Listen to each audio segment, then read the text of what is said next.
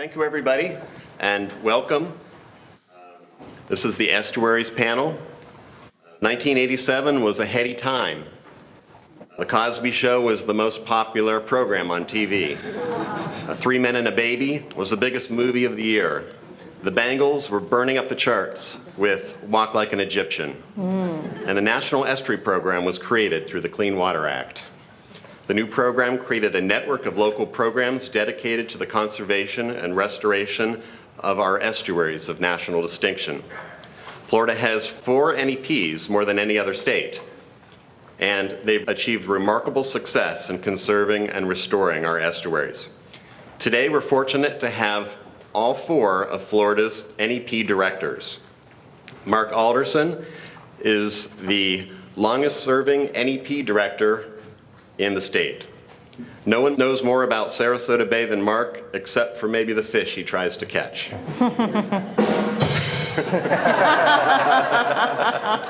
Dr. Dwayne DeFries. Dwayne has helped launch the Indian River Lagoon NEP in 1989. Nearly 30 years later, he's returned to reorganize the NEP under a new host agency, the IRL Council, and again helped set their course for a successful future. Jennifer Hecker has worked as an environmental scientist and lobbyist for government, industry, and environmental organizations over the past 25 years. Her middle name, Rachel, was given to her in honor of Rachel Carson. Ed Sherwood. Ed is the newest director in Florida, 3 months and counting. He grew up north of Tampa, Newport Richey, attended college in Pensacola and Gainesville, then made his way back to the Tampa Bay area where he spent the last 17 years working to improve the Bay. So you join me in welcoming our directors.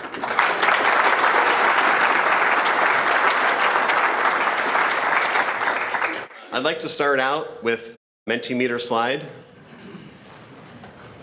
And this question is another word cloud, and what do you love most about our estuaries? And I'll let you populate that while we start our discussion. Start out by having the directors tell us a little bit about their study area and what's the most exciting thing happening there. Okay, Sarasota Bay is a classic lagoonal system in Florida. We're not like the larger estuaries that have large freshwater inflows. So we are a clear system that is filled with seagrass. We're about 40 miles long, 200 square miles. As a coastal lagoonal system, we have a very small watershed in comparison to others. But we have intensive coastal development along our shores, which provide problems for our estuary and the functioning of our system in full. What was the last question? What's the most exciting thing happening? Well, we're finding through work that was done by FWC, Janicki Environmental and Moat, that our canal systems, our creeks, are providing a very important function for our charismatic sport fishery. And snook are going all the way up into the headwaters up above I-75. And so we have a great opportunity to improve these systems and to make them better by naturalizing them and renovating these systems. Indian River Lagoon is somewhat unique. We encompass about 40% of the east coast of Florida. And we're really 3 systems that combine: Mosquito Lagoon, Banana River Lagoon, and Indian River Lagoon. And the watershed size is probably less important than the connections. And so if you look at our watershed from north to south, we're narrower up in the northern end, and it begins to expand. And so the southern end of the lagoon is impacted by Lake Okeechobee discharges as events. The whole system is urbanized. And because we are shallow, narrow, and really disconnected in the compartmentalizations with causeways, we've got a system that pretty much what goes in the system stays in the system. So most exciting for us, sadly, is algal blooms. We had a super bloom in 2011 that appears to be a tipping point for the system, and we have been in recurring blooms ever since, including right now and today. So we have a brown tide bloom in Banana River Lagoon that's intense, and now it shifted to a red ciliate. And so there are places by Cocoa Beach where some of the canals are blood red in the last 24 hours. So we have a lot of work to do.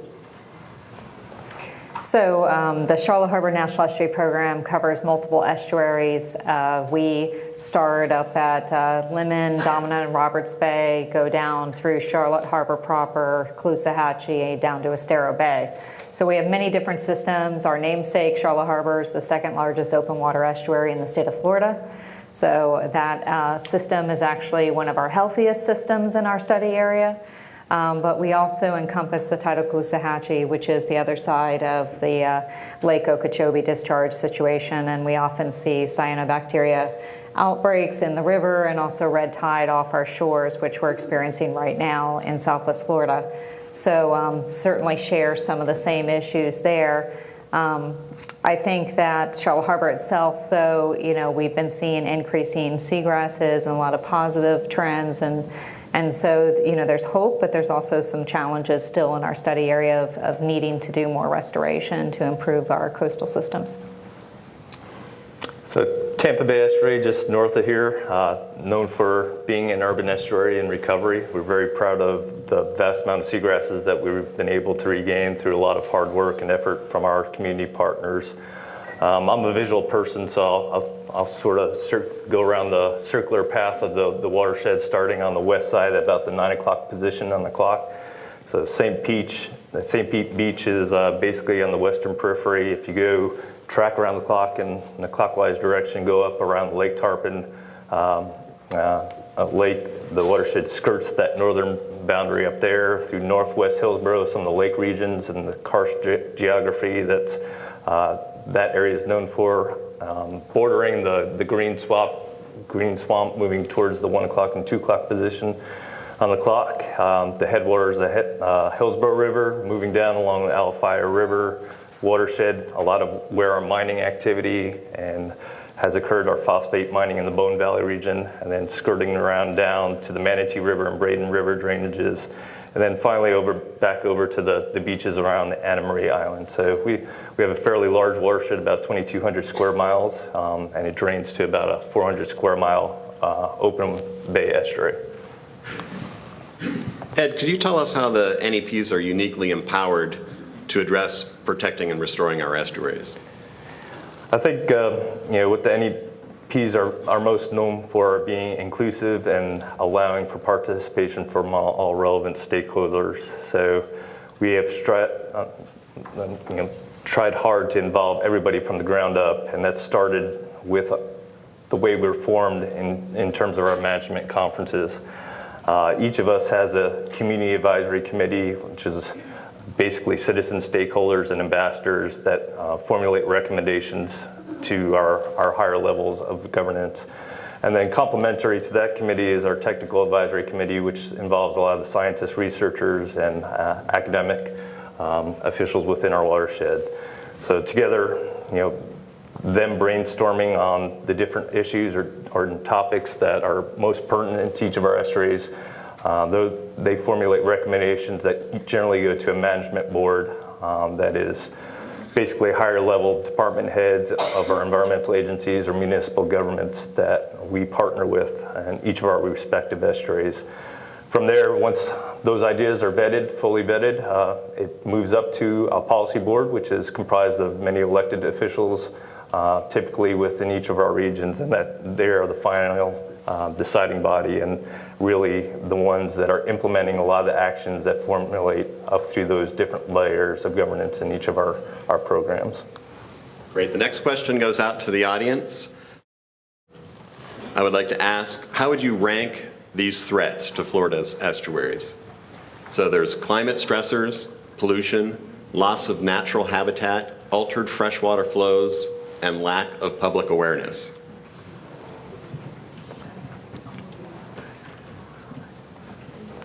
Just against each other? Or Yes.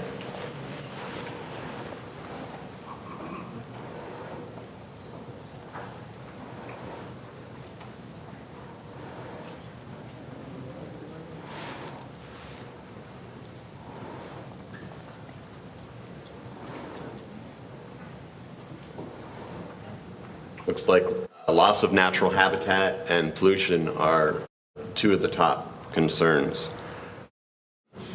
What are the top threats to our estuaries in Florida? Well, in Sarasota Bay, our community has done a great job at reducing nitrogen loads, which is our principal pollutant of concern. And our current estimate's about 67% because we've been able to virtually eliminate wastewater discharge to our system by using advanced technologies, and deep well injection is back up.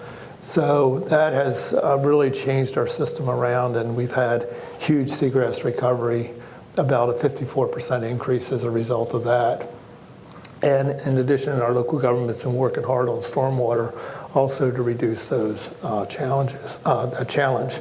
So our major issue now is living resources and habitats. And if you've ever driven around the Sarasota Bay area, it's a lot of seawalls. I can't remember how many hundreds of miles, but it's hundreds of miles of seawalls. And with sea level rise coming, we have a tremendous opportunity here to look at resiliency and converting some of these seawalls into living shorelines, and then going up into our creeks and improving our systems up in these creeks. So that's where our program is heading. Other threats? Well, if you look at the combined issues of threats, wastewater, stormwater, septic to sewer, lost habitat functionality, especially filter feeders. One of the challenges we have in Indian River Lagoon is that we were actually, for many, many years, looking like an improving system. And in 2011, a perfect storm of natural events and this nutrient overload took us to this tipping point that we still don't understand the thresholds. So I often say this isn't about or. So it's not wastewater or stormwater. It's wastewater and stormwater and habitat restoration and citizen engagement and education. If we don't do all of those in context, we simply won't not just restore, but then sustain stewardship. Because the hardest thing is something that they've done in Tampa Bay really well, is when it all starts looking good, you still have to have an assembled citizenry that is still engaged in that stewardship. We found in the Indian River Lagoon, you can lose it fast and not understand the implications of the stressors that got you there, and then you're playing catch up. Yeah, I think that we experience a lot of the same problems in Southwest Florida with regards to pollution, nutrient pollution, bacteria pollution. As we often talk about in Everglades restoration world, quality, quantity, timing, distribution, they're all interconnected. Hydrological restoration is a big issue for us right now. We're at 56 days without getting minimum flows to the Caloosahatchee River. So you see significant loss of the aquatic resources at that point, and we're battling to keep these systems, some of these systems that are highly altered on life support, until we can get better water management practices and more water available for the natural systems. So that's a big focus for us, that we're dealing with the pollution, but we're also trying to deal with getting the quantity, timing, and distribution of water where it's needed and away from areas where it's causing harm. We do have some serious impacts that happened from Irma, which hit our program area very hard. And some of our communities were extremely flooded and impacted with pollution as a result of failing septics, failing wastewater overflows, and things like that. So we want to make sure that we are looking short-term and long-term at addressing these problems, which we believe can help the environment and protect public health and safety. Yeah, I think mirroring a lot of what was already said, the NEPs are effective because we tackle so many different topics. And I think in our area, it's a recognition now that we have done a lot of the low-hanging fruit. So it's going to take some significant investment and effort to actually make some positive environmental changes for some of these stressors that we're going to have to deal with in the near future. So again, it's that recognition and sustaining the momentum to encourage that investment and that effort in the future, and I think that's a challenge to address all these stressors that you had up there. And how are the NEPs incorporating climate change into their management paradigms? Well, in Sarasota, our citizens have been really pushing the whole issue of climate change and sea level rise and resiliency. And they incorporated that into their chapter, a chapter that was written recently into our Comprehensive Conservation and Management Plan, which is promoting the whole issue that we need to do something here with the given rates of rise that are currently happening and anticipated to increase. So we have been working on educating the community basically about that, working with all the organizations throughout. And we've been holding a series of workshops to present all this in a non-threatening way, because it's not today, but it's our kids that are really going to start to feel the effects of this. So I think in our community we've been able to change the outlook on it. We have tried to stay away from the word climate because it's so antagonistic, and stay in toward the sea level, because we have a very conservative element here in Florida as well. So we've been very careful on how we've presented it to get it across to them and to accept the fact that we need to act on this. You know, the EPA's got a program called Climate Ready Estuaries. And so each of us in the 28 national estuary programs have a mandate federally to address climate change in our comprehensive conservation and management plans. Indian River Lagoon has just embarked on that. So we're in the process of doing a vulnerability assessment this year. In October, we'll transition to the adaptation side. But I think it's important for everybody to know that this isn't a future expectation. We have very clear evidence in the Indian River Lagoon that we are already responding to changes in climate and sea level that were not anticipated even 10 years ago. And I'll give you a real practical example. City of Satellite Beach, a small little beach town on our Bear Island, was probably one of the first small towns to actually do a full vulnerability assessment. It's almost 10 years ago. And their stormwater elevations, so the Indian River Lagoon has come up about 5 to 6 inches in that 30 to 50 year framework. And it's already beginning to impact how stormwater runs off the street. Because at king tides, those pipes are partly underwater now. And so these infrastructure issues are not just environmental. It's this combination of human-built and natural systems. And you know, how do you not just respond, but prepare for a changing world that we didn't anticipate before. And it's going to be a challenge. So I think, you know, we're experiencing a lot of the same things. We just finished our climate change vulnerability assessment, and it's clear that we're already experiencing impacts from climate change in our region. You know, we have some very low-lying communities in Southwest Florida that are already, you know, seeing year after year more nuisance flooding, and as a result are aware, you know, that there is something going on. Connecting that to sea level rise, explaining to people, you know, the changes in precipitation and temperature and how that's going to impact the environment and habitat, and it's still a work in progress. I think in our region we're not kind of as far along as some other areas like Southeast Florida, but there are degrees of awareness right now. I mean, we cover 8 counties, 10 plus cities. So there's a whole spectrum in there of people who are very tuned in and very aware, and others that are still just at the forefront of understanding this. So we're really trying to build that foundational knowledge across the board and link what people are experiencing to the science, to explain to them what they can expect, what we need to do to better prepare. I would just say that one of the things that we're really proud of is that we were able to help the city of Punta Gorda be one of the first communities in Southwest Florida over 10 years ago in developing a climate adaptation plan. And we are now in the implementation phase where we're deploying those strategies and implementing those different projects that were identified to help protect that community and improve and build a more resilient environment and ecosystem around it. So you know, it's really gratifying, and they're showing the way. We've actually brought people from Collier County up who were interested in seeing what the city of Punta Gorda has done to try to emulate that in other communities. So it's really gratifying to see that interest, and we're hoping to build on that with our our current CCMP updating process, where we're getting all our stakeholders together to look at how do we have to adapt our goals and our strategies in light of what we can expect with climate change. We need to be better prepared and more forward-thinking with our goal setting and our activities. So we're doing that now. Yeah, everything they said, but three things I wanted to highlight that we're trying to do in Tampa Bay.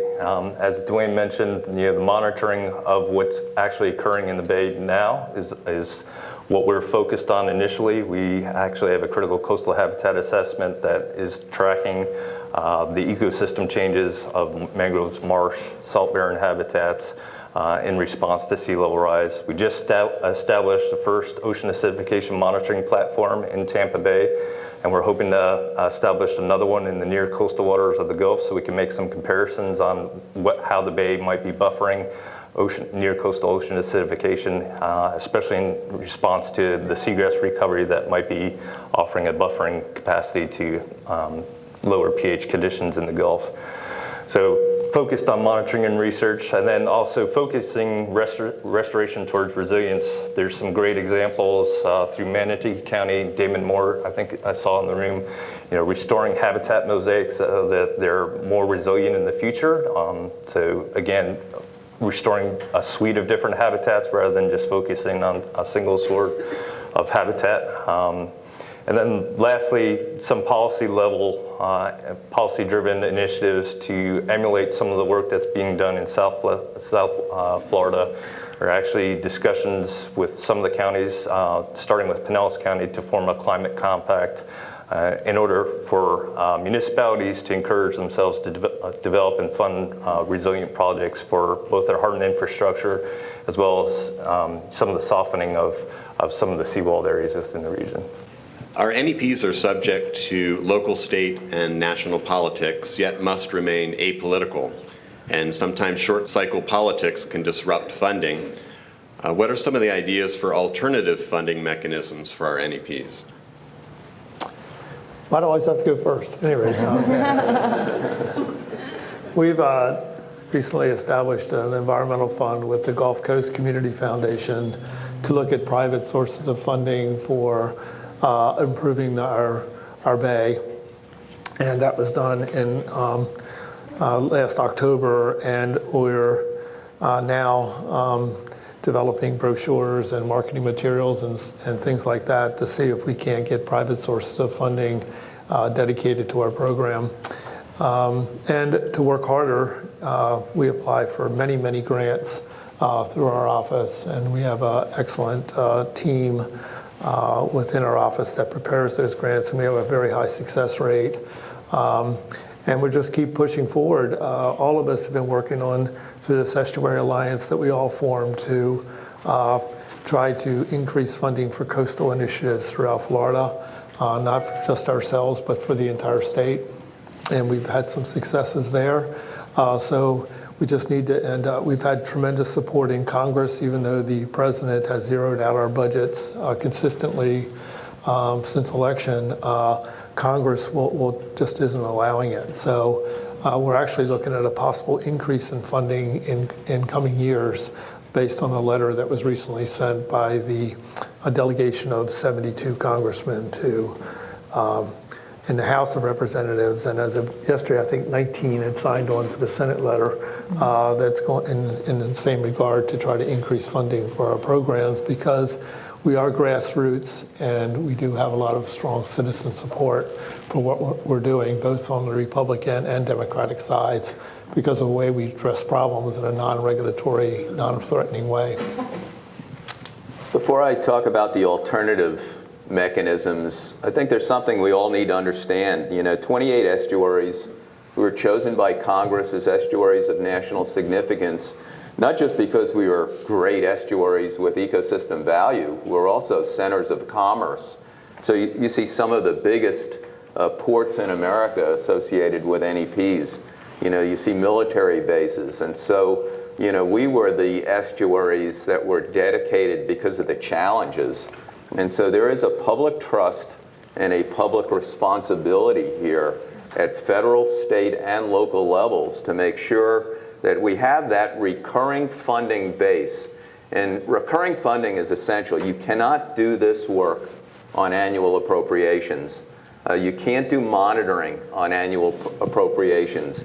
We can't go into a large community and say, well, we're going to start a septic to sewer conversion on 7,000 homes, but I'm not sure if I'm going to have year 2, 3, 4, 5 funding to complete those conversions. And so, we work within the constraints, and we're all a little different, trying to make sure that not only do we have consistent recurring funding, but also that we are getting the level of funding that we need to do this job, which is significant.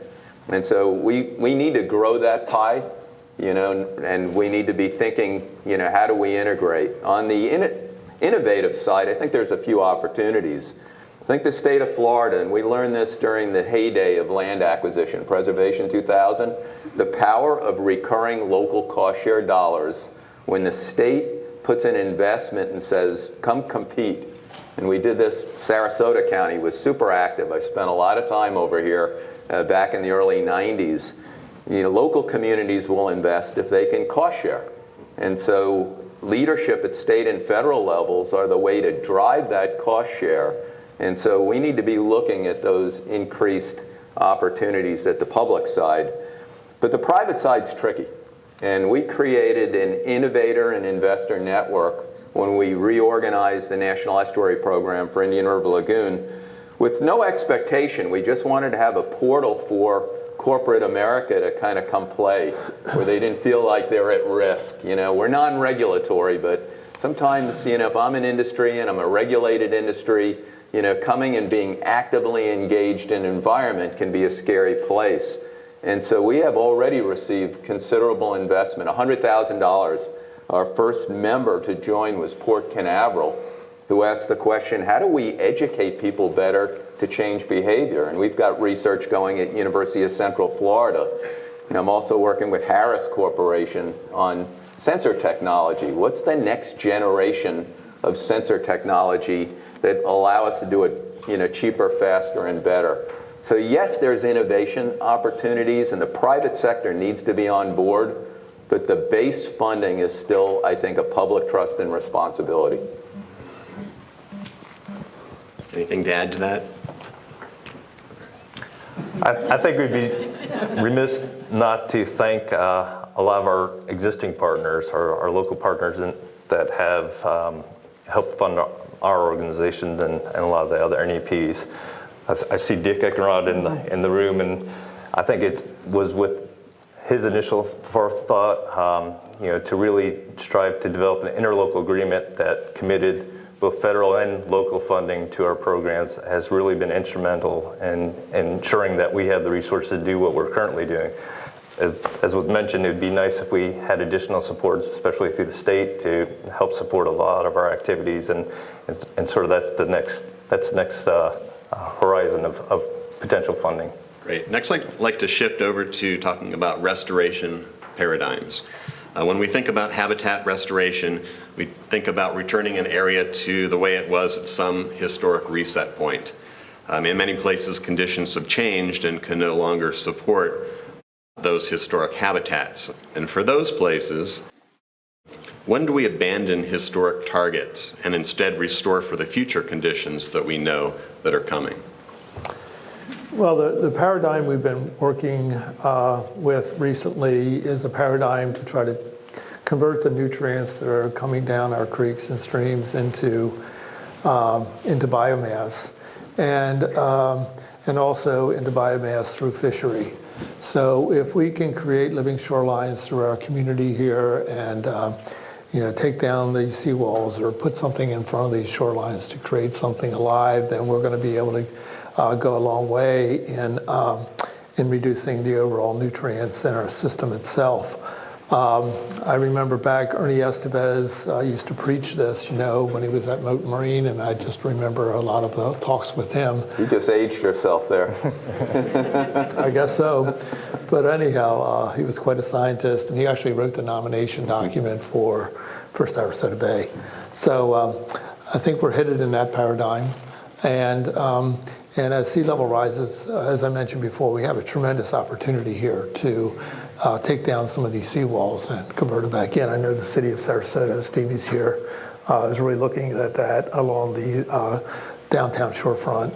And even with their master planning and their ideas for renovating the downtown area, they're looking heavily into converting a lot of these areas into living shorelines to kind of bring back Mother Nature here. And I think we can do it. It's just going to take a lot of education and a lot of thought, because folks just love these seawalls for whatever reason. And David, I think the reality check is that it's not going to look like what it used to look like. And in fact, it probably never has. That these systems are evolving. You know, the human condition is growing. You know, we're back to, I hear, 1,000 people a day in the state of Florida, so pre-recession. And so this concept of kind of returning to that memory that we had probably is, you know, not a good reference point, but we do know those basic conditions that create ecosystem health. Water quality is going to be one of them. And so I think we're going to need to be able to take some risks, do some things that have maybe a higher likelihood of failure. And you know, that's not something you like to do. I mean, as executive directors, if you put $1 million in a restoration project and it fails, you're usually going to be hearing from somebody. But we need to be able to take some of those risks, because I think to manage for biological diversity, you have to think biological diversity. It isn't going to be just oysters or just mangroves. You know, we need to be thinking about a whole system, integrating some high risk and some standard restoration techniques, and then it's going to be iterative. You'll learn from your failures and you move forward, but it isn't going to look like the way I remembered 40 years ago. I think that's the reality. And it's kind of a harsh reality, but the nice side of it is it could be really good. So for me, people go, what's the high bar for you? And it's not scientific. I want to be eating clams and oysters and catching fish, you know, that are locally caught, locally sold, and locally eaten. And when we get to that point, then I don't have to worry about whether it's safe to go swimming. Yeah, I would just add that our NEP area, because we're 4,700 square miles, that is more inland than coastal, which is kind of unusual for an NEP. We have some real challenges. We're actually going through this process right now, looking at this very issue, at habitat resiliency and restoration needs, because we have iconic species like the endangered Florida panther, the Florida black bear, that reside within our study area. So to try to plan a forward-thinking vision map of what the restoration needs are and will be, we're needing to take into account the fact that this is where these animals already live, the scrub jays. We need to preserve what we have for them, but also build in habitat migration and the need to have integrated, connected corridors for them to be able to move inland as sea level rise occurs. So it's really an interesting scientific / policy exercise for us to make those decisions, because, you know, if you look too far out, you know, then you may diminish the underlying motivation to save existing habitat, but that, of course, is equally, if not more important. So we're trying to build a very balanced approach that we've coined as the additive hybrid approach, to basically pull all the pieces together and look at what would be the cumulative needs, restoration needs, if we were to preserve everything that we have identified in all the current plans now and everything we're going to need in the future as a result of sea level rise. What would that look like? So that's what we're doing right at this moment. Yeah, just to add a little bit more to everything that's said, you know, paramount, protect and preserve what we already have. I think as we get 1,000 new visitors to Florida each and every day, you know, those threats are imminent to a lot of the habitats that are already within each of our estuaries. But there has been the same sort of renaissance of thought, I think, in our program area, stemming from our technical advisory committee, that, you know, this concept of restoring for resilience the bay is not going to be as it was in the past. We're probably going to become a more mangrove-dominated system. So recognizing that and actually restoring to compensate potentially lost ecosystem services from other habitats is sort of the new paradigm we've been starting to talk about through our technical advisory committee, and how that manifests into policy is still a work in progress, but it's recognizing that the bay is not going to be as it was. We've made great progress in restoring seagrass targets in many of our bays, especially on the Gulf Coast. Why was this important, and how do we restore the next trophic levels? Like, how do we bring the fish back now to the seagrass beds? And could we start maybe starting with Ed so he doesn't have to add last thing? Yeah, it's really an ecosystem-based focus. Seagrasses were a great start. It showed some early successes. It created that buy-in and fostered a lot of the investment and hard work to keep the that restoration mentality going. So translating that to other habitats, I think will equate to benefiting higher trophic levels. We're starting to look at hard bottom and artificial live bottom habitats in the lower part of the bay, and some of the connections those habitats have with offshore fisheries. So the important links of our estuaries to a lot of these commercial and recreationally important fisheries, and the habitats that are needed to sustain them, how we can protect and preserve them and potentially restore them in the future. It's, again, looking at the ecosystem as a whole and putting our focus in all those different facets. Yeah, I think seagrasses have been very helpful as an ecological indicator for water quality and helping, you know, obviously like the relationship between nutrients and, you know, making sure that you have proper light conditions for their growth. That's been used to set pollutant limits in our area, and so, you know, that has helped guide some of our efforts in understanding what we need to be doing, where the projects need to occur to try to improve and restore the system. But I would say, like Charlotte Harbor, like I mentioned earlier, is in a good shape, and we do see some steady seagrass growth there. In the Caloosahatchee, we've lost so much seagrass to the point that there's no seed source left in the tidal portion of the river, and that's something we're going to be kicking off in a month or so, an effort to actually go out and physically try to replant that and put exclusion devices over that to try to reestablish that.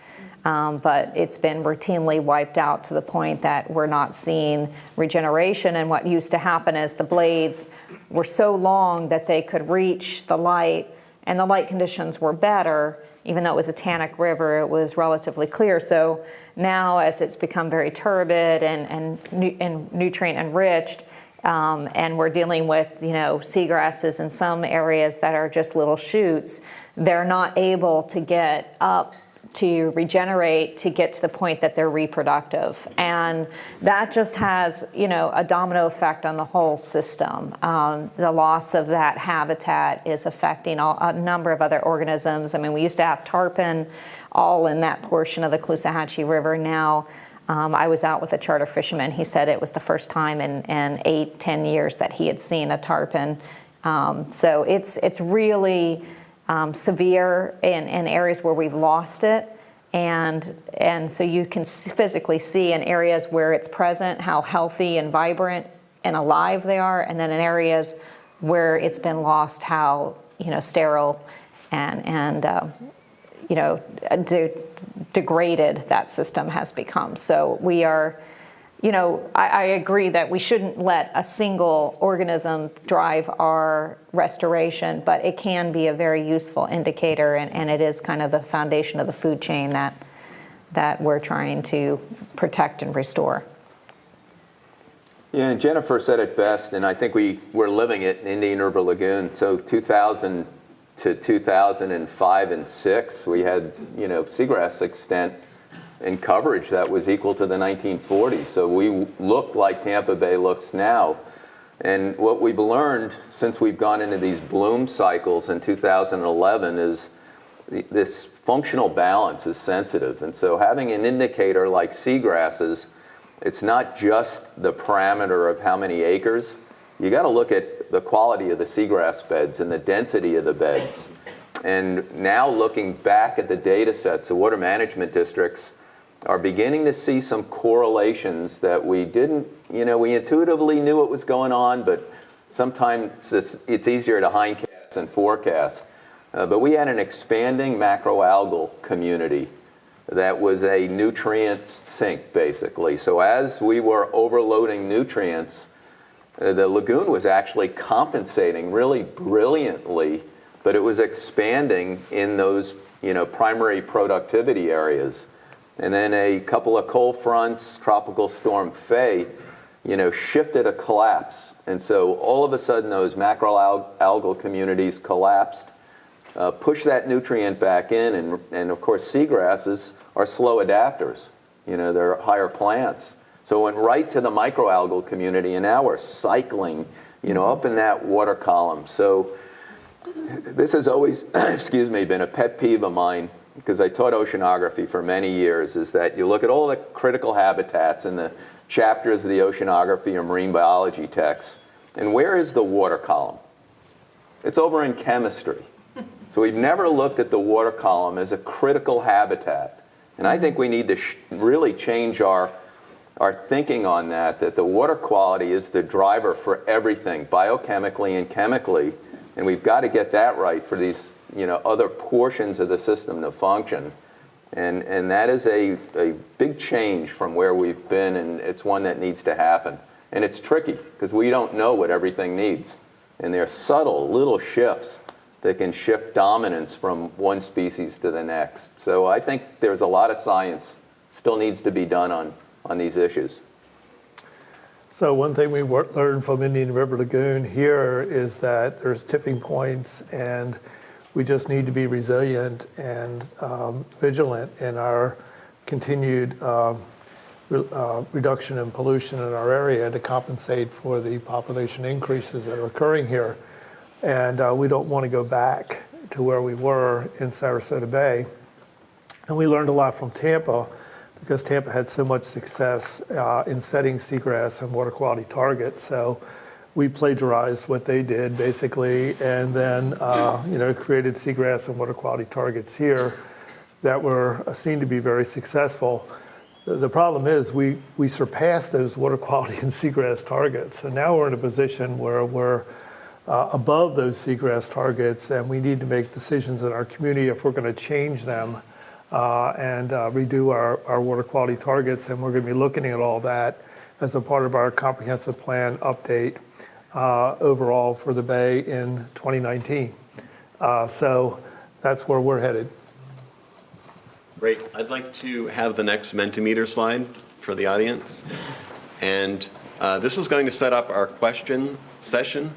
So if you go to your screen, you'll see a box that you can type your question in to the panel. So while you're typing those in, we'll continue our discussion, and in about 5 minutes, we will go to questions. One of the last things I want to talk about is public engagement, which is a very important part of accomplishing a management plan, is to having the support behind that plan. How do you engage the entire community to take actionable steps to protect our estuaries? Me first? Sure. Darcy? We have a public outreach manager with strong support from our Citizens Advisory Committee, and we're set up to reach out and through our Citizens Committee to get grassroots support for what needs to get done in our area. And as we write the CCMP next year, we're going to need that grassroots support to get the implementation to occur at the local level. And so that's how we're gauging the public. Each year, the Citizens Advisory Committee of our program prepares the Citizens Action Plan. And that Citizens Action Plan is well thought out, has different activities in it, working with our local school systems. We're working with New College here, with the universities. We're working with Around the Bend nature tours, taking our kids out into the field and getting their feet wet.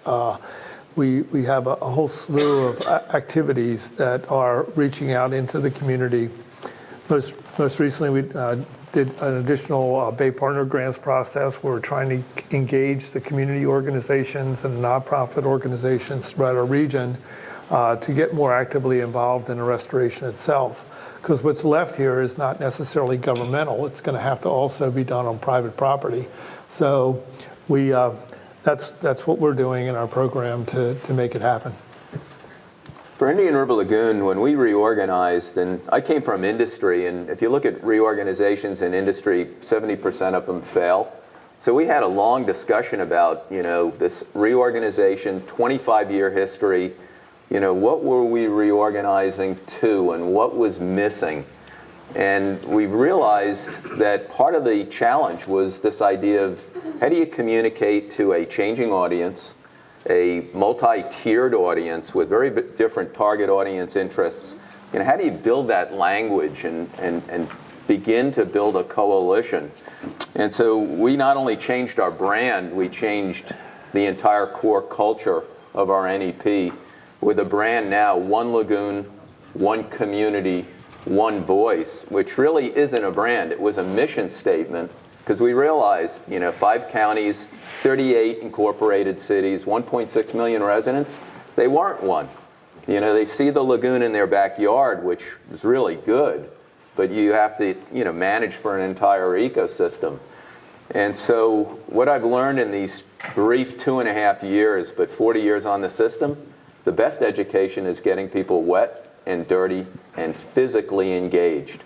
And we have seen that, the 4 of us, when we walk through the halls in Congress, that the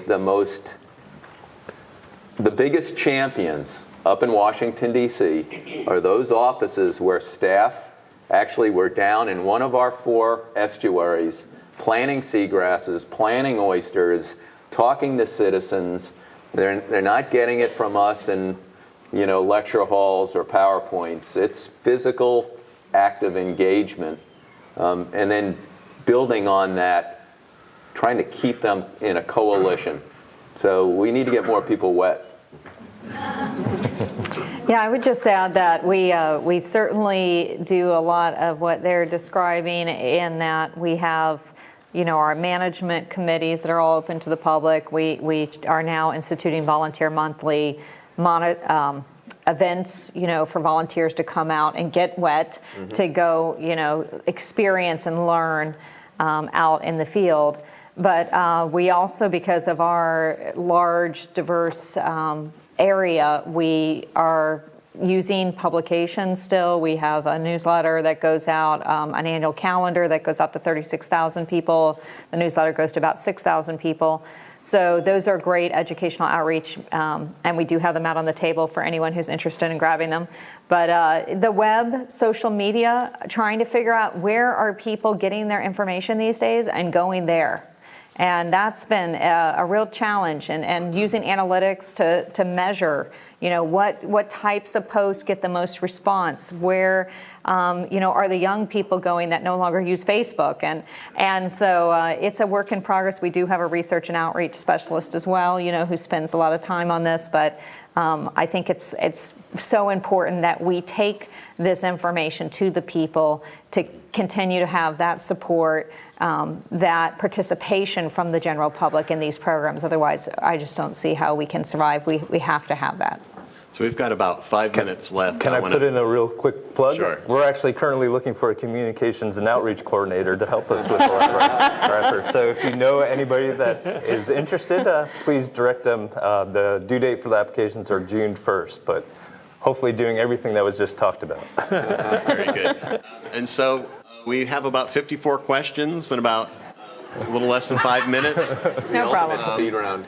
So are there any questions up here that you would like to tackle? I'll tackle this one right in the middle. What kind of partnerships would you like to have but don't? We need to have more industry partners who are willing to actively and proactively engage in that civic discourse about funding, both at the federal, state, and local level. And so sometimes it's not the message, it's the messenger. And very often, if you look at a CEO, at a Fortune 200 company, they're not out there proactively pushing social, and economic issues unless they're directly relevant to shareholders. And I think we need to work to change that a little. And we see this in Brevard. 3,000 new engineers are coming into aviation and aerospace. And when our water's brown, or in this case, red the last couple days, those kids take a look at that and say, I think I'm going to San Francisco or some other location. So there's some direct industry, corporate commerce connects, and we need to build the house a little bit with industry. Yeah, to build off of that, I'll take the top one. It says what's behind the political agenda to fund the NEPs, and it really speaks also to what Dwayne was just talking about. The argument has been, these programs are better left to state and local governments to implement. This does not need to be a national program. This does not need federal funding support. We, of course, disagree with that because we all do face similar problems. And the bottom line is we're protecting federal assets. There are ports, there are naval facilities, there are military bases, there are national refuges in our study areas. So why should the federal government not be a participant and a partner in helping to fund and protect those resources? So that's certainly an issue. Non-traditional allies are key. We're working really hard now through our Association of National Estuary Programs to look at how do we engage others to communicate, especially like local governments and the state, if they can communicate back to the federal government, no, we want you to stay involved. That is part of cooperative federalism for you to be a partner with us. Then that's more effective than us saying that directly ourselves. So we are working on that. Okay. And I'll real quickly address what's giving you the most hope for our estuaries. It's everybody in this room. It's the collaborators that are willing to work together to create a positive impact. Good close. Yeah. Thank you, everybody.